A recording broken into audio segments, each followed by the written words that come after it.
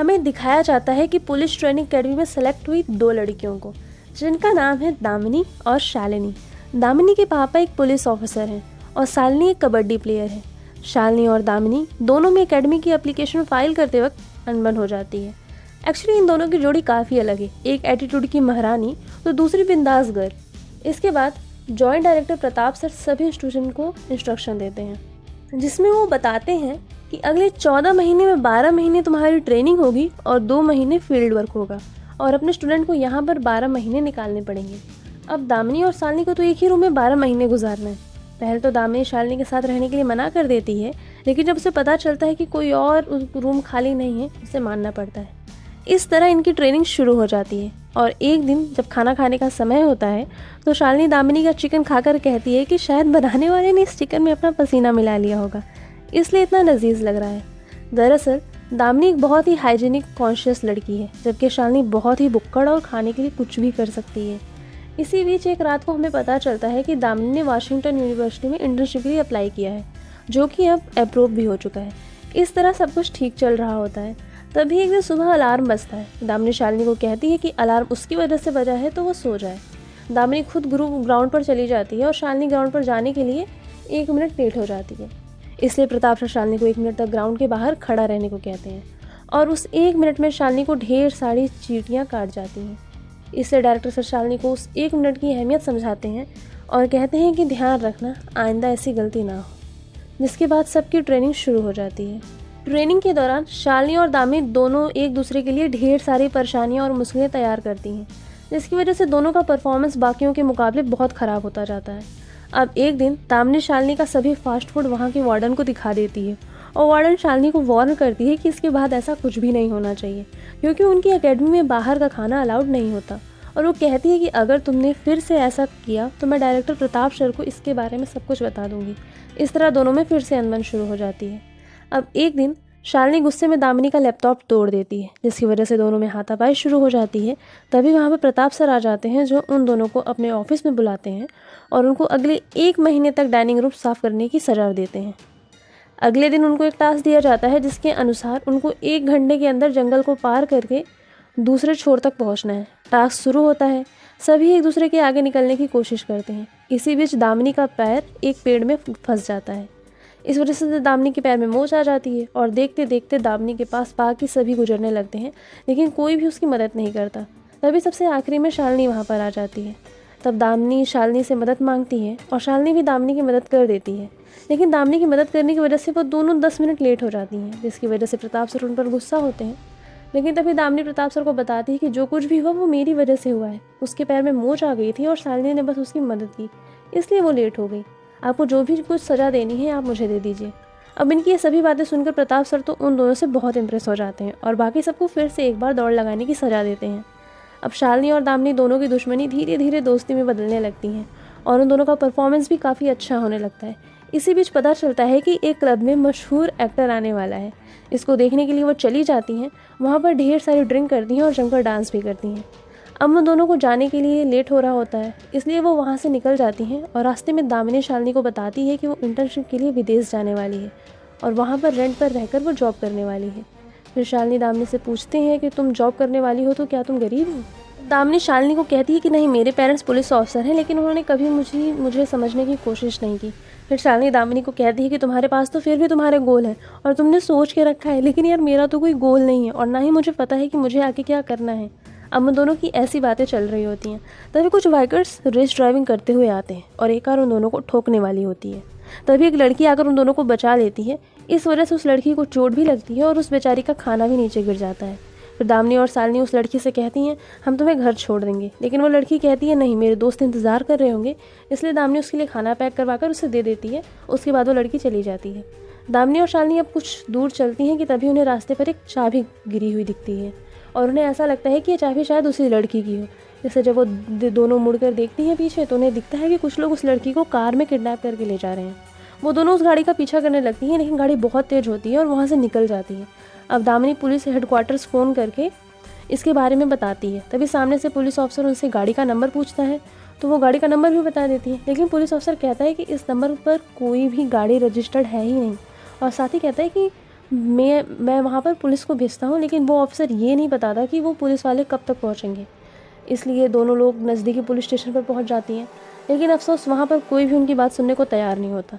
इसलिए वो सीधा प्रताप सर को फ़ोन लगाती हैं, तो प्रताप सर उन्हें वापस एकेडमी में आने के लिए कहते हैं। जिसके बाद शालिनी दामिनी से कहती है कि यार अब हमें क्या करना चाहिए। दामिनी कहती है जो हमें सिखाया गया है, हम क्राइम स्पॉट की छानबीन करेंगे। पुलिस स्टेशन में प्रताप सर का कॉल आता है। वो पुलिस ऑफिसर को उन दोनों पर नज़र रखने को कहते हैं। पुलिस ऑफिसर उन दोनों को अंदर बुलाता है, लेकिन वो दोनों पुलिस स्टेशन को बाहर से बंद करके वहाँ से भाग जाती हैं और सीधे उस क्राइम लोकेशन पर पहुँच जाती हैं। उस जगह पर जाके वो छानबीन करने लगते हैं। छानबीन करते समय उन्हें उस लड़की के गिरे हुए खाने की कोई थाली मिलती है, जिसे लेकर वो दोनों उस दुकान को ढूंढने निकल जाते हैं ताकि उन्हें उस दुकान से उसके बारे में कुछ इन्फॉर्मेशन मिल सके। और जब वो दुकान के पास पहुंचते हैं, वो देखते हैं कि आसपास के सभी दुकान उस तरह के फूड पैकेट को इस्तेमाल कर रहे हैं जैसा उस लड़की के पास था। दोनों कंफ्यूज हो जाते हैं कि अब आगे क्या करें। तब साल ने उस फूड पैकेट से चटनी को टेस्ट कर दिया ताकि वो बाकी स्टॉल से उस चटनी के टेस्ट को कंपेयर कर सके और जान सके कि आखिर उस लड़की ने किस दुकान से खाना लिया था। ये टेक्निक तो सीआईडी ने भी कभी नहीं किया होगा। वो एक एक करके सभी दुकान की चटनी का टेस्ट करने लगती है और आखिरकार उन्हें वो स्टॉल मिल जाता है जहाँ से उस लड़की ने खाना लिया था। अब वो दुकानदार बताता है कि वो लड़की पास के एक पार्लर में काम करती है। जब दामिनी और शालिनी वहाँ पहुँचते हैं तो उन्हें पता चलता है कि ये कोई ब्यूटी पार्लर नहीं है, बल्कि मसाज पार्लर है, जहाँ पर उस तरह के गलत काम भी होते हैं। शालिनी दामिनी को अंदर जाने को कहती है, लेकिन दामिनी मना कर देती है। इसलिए वो दोनों एक गेम खेलकर अंदर जाने का डिसीजन लेते हैं और फाइनली दामिनी को अंदर जाना पड़ता है। अब दामिनी अंदर उस लड़की के बारे में छानबीन कर रही होती है और बाहर भुक्कड़ शालिनी खाना खा रही होती है। दूसरी तरफ अंदर दामिनी उस लड़की का हुलिया बताती है और उसके बारे में जानकारी इकट्ठा करती है। एक लड़की बताती है कि यहाँ पर तो सभी उसी तरह के कपड़े पहनती हैं जैसा आप बता रही हैं। बाहर एक आदमी शालिनी के साथ फ्लर्ट कर रहा होता है, तभी कुछ पुलिस वाले आ जाते हैं और शालिनी उस आदमी को पीटने लगती है, जिससे वो आदमी वहाँ से भाग जाता है। लेकिन शालिनी भी उसका पीछा करती है और पुलिस वालों को कहती है कि मैं उस आदमी को मारने जा रही हूँ, जिसकी वजह से पुलिस भी शालिनी का पीछा करने लगती है और उनकी पकड़म पकड़ाई शुरू हो जाती है। दरअसल शालिनी ने जानबूझकर उन पुलिस वालों को उसका पीछा करने के लिए मजबूर किया ताकि अंदर दामिनी उसकी पूछताछ अच्छे तरीके से कर पाए। अंदर पूछताछ के दौरान दामिनी को पता चलता है कि उस लड़की का नाम प्रिया है और उसको उसका एड्रेस भी मिल जाता है। जैसे ही दामिनी पार्लर से बाहर आती है तो उसे शालिनी मिलती है और दोनों वहाँ से भागकर निकल जाते हैं। अब ये दोनों प्रिया के घर जाती हैं। एक्चुअल में प्रिया वहाँ पर कुछ लड़कियों के साथ रहती है, लेकिन उस वक्त एक लड़का भी वहाँ पर मौजूद होता है जिसका नाम नंदू है। अब शालिनी और दामिनी जैसे ही प्रिया के बारे में नंदू से पूछताछ करने लगती हैं तो वो चकमा देकर वहाँ से भाग जाता है। दोनों नंदू का पीछा करते हुए पार्किंग में आती हैं। वो दामिनी पर चाकू से अटैक कर देता है, लेकिन दामिनी उससे बचकर सेल्फ डिफेंस करके उसी को मारकर नीचे गिरा देती है। अब इस शालिनी और दामिनी दोनों से प्रिया के बारे में उससे पूछताछ करती हैं तो बताता है कि मैं इन लड़कियों को बेच देता हूँ। फिर जब दामिनी उससे खरीदार का नाम पूछती है तो उसका नाम राफिक बताता है। इसी बीच प्रिया के साथ रहने वाली लड़कियाँ उन्हें बताती हैं कि प्रिया का इस दुनिया में कोई नहीं है और प्रिया बहुत ही अच्छी लड़की है, प्लीज़ दीदी आप उन्हें बचा लीजिए। अब शालिनी और दामिनी दोनों प्रिया को ढूंढने निकल जाते हैं। फिर हमें प्रिया को दिखाया जाता है जिसे कुछ लोग पकड़कर एक इंजेक्शन दे रहे हो।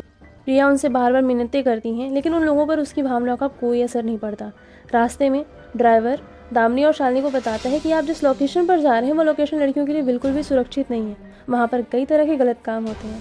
लेकिन शालिनी और दामिनी अपनी जान की परवाह किए बिना प्रिया को बचाने के लिए वहाँ पहुँच जाती हैं और वहाँ एक रेस्टोरेंट में जाती हैं जहाँ वो नंदू के फ़ोन से ही राफिक के फ़ोन पर कॉल करती हैं ताकि वो उन सभी में राफिक को पहचान सकें। शालिनी राफिक को कॉल करती है और फ़ोन कट कर देती है, जिससे उन्हें पता चल जाता है कि राफिक कौन है। लेकिन तभी राफिक कॉल बैक करता है, जिसकी वजह से शालिनी के पास मौजूद फ़ोन बजने लगता है। राफिक को पता चल जाता है कि नंदू का फ़ोन इन दोनों के पास है। फिर राफिक अपने गुंडों के साथ उन दोनों के पास जाकर उनसे पूछताछ करता है कि नंदू का फ़ोन तुम्हारे पास कैसे आया। ये कहकर वो उनको मारने लगता है, जिसके बदले में शालिनी और दामिनी भी उन पर खूब अटैक कर देती हैं। जहाँ हमें देखने को मिलता है इस मूवी का सबसे बेस्ट सीन, जिसमें शालिनी और दामिनी उन सबके छक्के छुड़ा देती हैं और फिर राफिक को बंदी बनाकर अपने साथ लेके जाती हैं।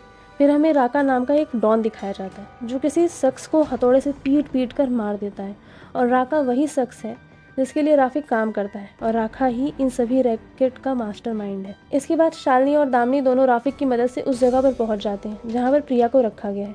जब शालिनी और दामिनी उस जगह पर पहुंचती हैं तो वो देखती हैं कि वहां पर सिर्फ प्रिया ही नहीं बल्कि उसकी जैसी ढेर सारी बच्चियों और लड़कियों को कैद करके रखा गया है। शालिनी और दामिनी उन लड़कियों को छुड़ाने की बहुत कोशिश करती हैं, लेकिन उन्हें एक कमरे में बंद कर दिया जाता है और वो उसको खोल नहीं पाती। इसी बीच वहाँ उनको एक लड़की मिलती है जिसे बहुत तेज़ बुखार होता है और उसके जिस्म से खून भी निकल रहा है। शालिनी और दामिनी उस लड़की को अपने साथ पुलिस स्टेशन लेके जाती हैं ताकि पुलिस के जरिए उन सब लड़कियों को छुड़ा सकें। वहाँ पर राका आ जाता है और शालिनी और दामिनी दोनों को पकड़ लेता है, लेकिन इस बार शालिनी और दामिनी दोनों वहाँ से भाग जाती हैं और गुंडे उनके पीछे पड़ जाते हैं।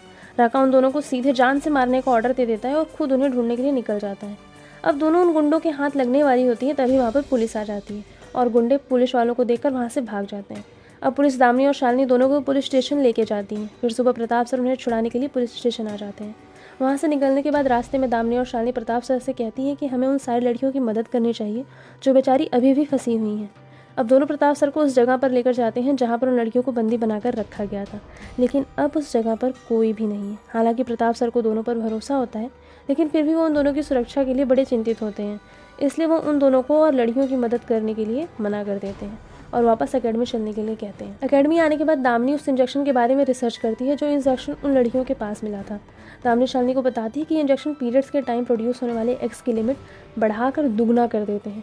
फिर उन्हीं एक्स को बायोलॉजी के लैब्स और हॉस्पिटल को बेचा जाता है ताकि IVF के जरिए बच्चे पैदा किए जाए। ये एक बहुत बड़ा रैकेट है और अब वो धीरे धीरे इस रैकेट के खिलाफ सपोर्ट ढूंढना शुरू कर देते हैं और उन्हें उस इंजेक्शन को खरीदने वाले का एड्रेस भी मिल जाता है और साथ ही साथ उस गाड़ी की लोकेशन भी मिल जाती है जिस गाड़ी से उन लड़कियों को किडनैप किया जाता था। अब रात को शालिनी और दामिनी दोनों लड़कियों को छुड़ाने के लिए एकेडमी से भाग जाती है और बुर्का पहनकर उस हॉस्पिटल में पहुंच जाती है जिस हॉस्पिटल से वो लड़कियों की बॉडी को एक्स को निकालने जाने वाला था। जिसके बाद वो उस हॉस्पिटल की पार्किंग में जाकर राका के गुंडों को बहुत मारती है और उनके होश ही उड़ा देती है। ये एक्शन सीन तो देखने में आपको काफ़ी ज़बरदस्त लगेगा। फिर वो लड़कियों को बचाने के लिफ्ट से ऊपर की तरफ जा रही होती हैं, तभी लिफ्ट में राका आ जाता है और इन दोनों पर खूब हमला करता है। शालिनी और दामिनी दोनों मिलकर राका का कड़ा मुकाबला करती हैं, लेकिन राका उन दोनों पर हावी हो जाता है। अगेन फिर भी दामिनी और शालिनी हिम्मत नहीं हारती और इस फाइट के बीच राका के हाथ एक कुल्हाड़ी लग जाती है। राका उस कुल्हाड़ी से शालिनी को मारने ही वाला होता है, तभी दामिनी फ्यूज़ कॉन्ट्रैक्टर से तोड़ देती है।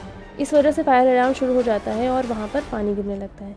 इसी का फ़ायदा उठाकर शालिनी राका से बच जाती है और अब शालिनी और दामिनी दोनों मिलकर राका को बुरी तरह मारते हैं और फाइनली मौत की नींद सुला देते हैं।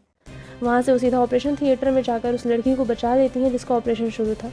साथ ही 29 लड़कियों को भी बचा लेती हैं जिन्हें हॉस्पिटल में ऑपरेशन करने के लिए लाया गया था।